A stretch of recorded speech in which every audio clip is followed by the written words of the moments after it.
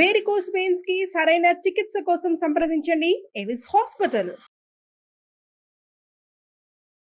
రమగారు నమస్తే. నమస్తే జయ. రమగారు, మోకాళ్ళ నొప్పులండి. వయసుతో సంబంధం ఉండట్లేదు, పెద్ద చిన్న తేడా లేదు. మెట్లు చూస్తే భయపడిపోయే రోజులు కూడా వచ్చేసాయండి. అవును.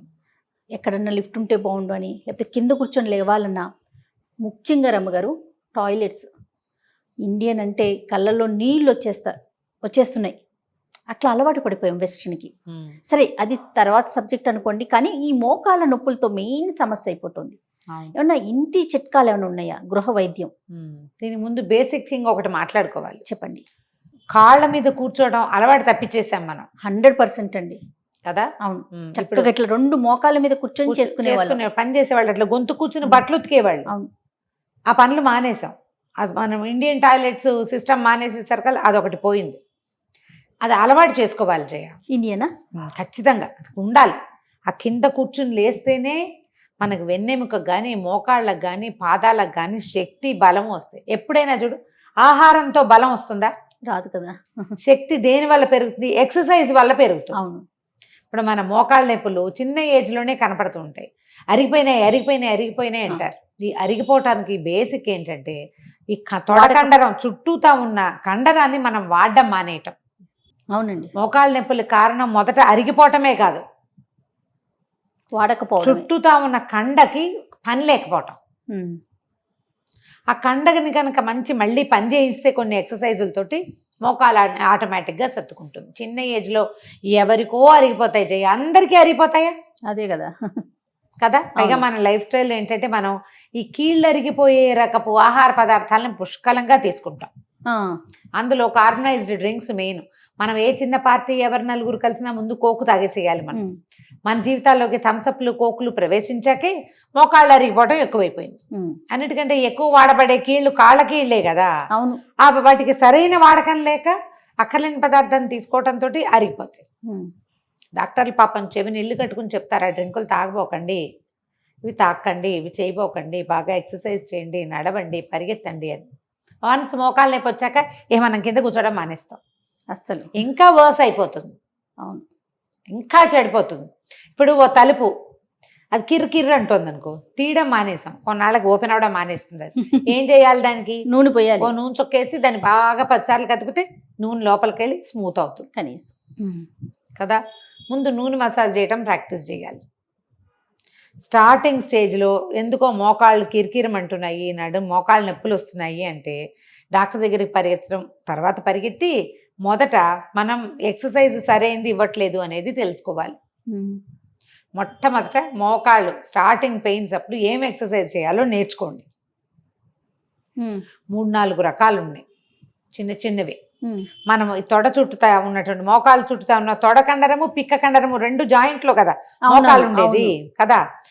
ఆ 2 కండలకి పని చెప్పటం, దానివల్ల మోకాలికి బలం వస్తుంది. రెగ్యులర్గా ఆయిల్ మసాజ్ చేయటం. తీవ్రమైన నొప్పి ఉంటే డాక్టర్ తప్పడు. స్టార్టింగ్లో ఎర్లీ 30sలోనే మనకి మోకాళ్ళ నొప్పులు వస్తుంది. నా మోకాళ్ళ నొప్పులు వచ్చేసినా నా కీళ్ళు అరిపోయి నేను చెప్పుకోవడం ఫ్యాన్సీయా? మనం ఎందుకు పనికిరాము అని చెప్పుకోగలమా ఈ సెంటెన్స్? అది బాధ కదా. నేను గుడ్ ఫర్ నథింగ్ అని మనమే చెప్పుకోవాలంటే ఎన్నిసార్లు చెప్పుకున్నాం సిగ్గు లేకుండా? అదే కదా. సిగ్గుపడకుండా ఎన్ని మాటలు చెప్పుకోగలుగుతాం?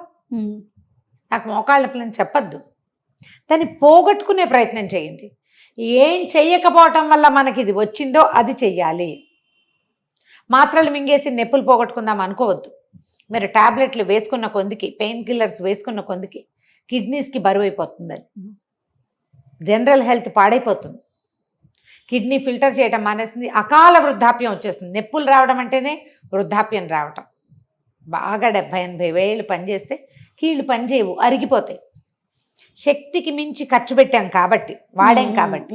ఇప్పుడు అసలు నీకు 30కే వస్తున్నాయంటే ఏంటర్థం? నువ్వు వాడకపోవడం వల్ల వచ్చిందని కదా. అవును. వాటిని వాడడం ఎట్లా? రెగ్యులర్ వాక్, రెగ్యులర్గా ఏదైనా పని చేయటం, కింద కూర్చొని పని చేయటం. అసలు భోజనాలు కింద మానేసాం, కింద పడుకోవటం మానేసాం, కింద కూర్చోవటం మానేసాం. ఎక్కడ నడవం, మనం మెట్లెక్కం. ఇంకెందుకు పని చేస్తుంది? వీడికి నా వల్ల ఉపయోగం లేదని అది మానేస్తానంటోంది.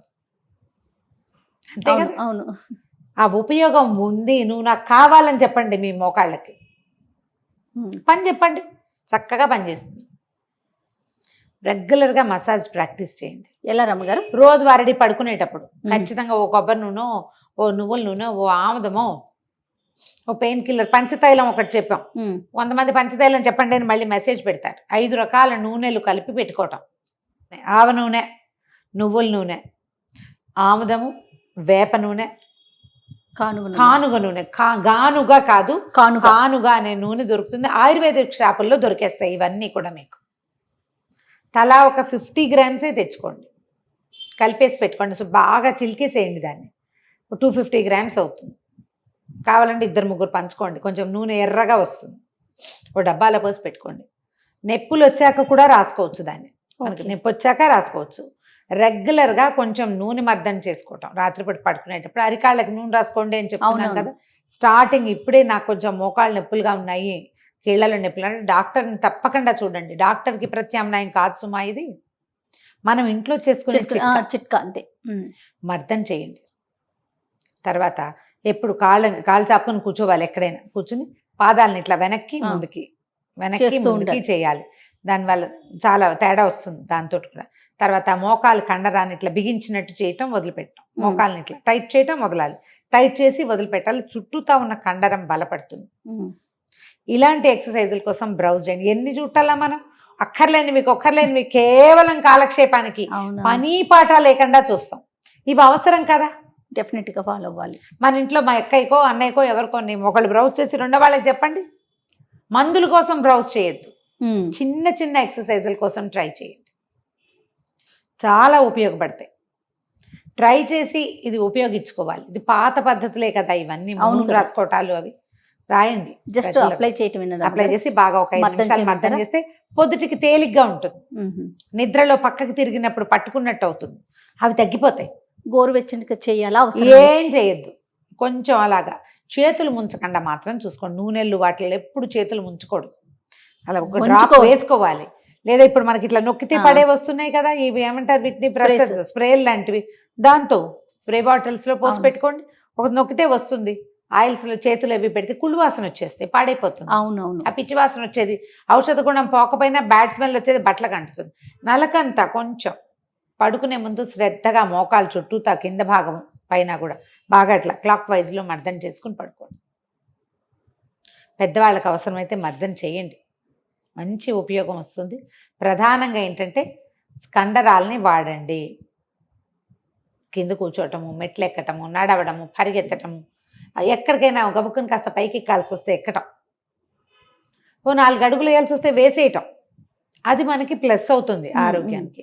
ఆలోచించి చూడండి. ఒకవేళ మీరు ఇప్పటిదాకా ఇలా ఆలోచించలేదు, నా మోకాళ్ళ నొప్పులు కాబట్టి నేను కింద కూర్చొని అన్నం తిన్ను, అలాంటివి పెట్టుకోవద్దు. స్థూలకాయలు కనుక అయ్యుంటే మీరు స్థూలకాయాన్ని తగ్గించుకోండి. స్థూలకాయ మోకాళ్ళ నొప్పులు చూపిస్తుంది. మోకాళ్ళ నొప్పులకు ప్లస్ ఏంటంటే స్థూలకాయ. అవునవును. మీరు డయాబెటిక్ కనుక అయ్యుంటే మరి అది కూడా కొంత కారణం అవుతుంది. సో వీటన్నిటినీ కంట్రోల్ చేసుకుంటే మనం జీవించి ఉన్నంత కాలం మనతో ఉండవలసిన మన స్నేహితుడైన మన మోకాలు కీలుని బాగా ముద్దుగా చూసుకోండి. ఖచ్చితంగా అండి.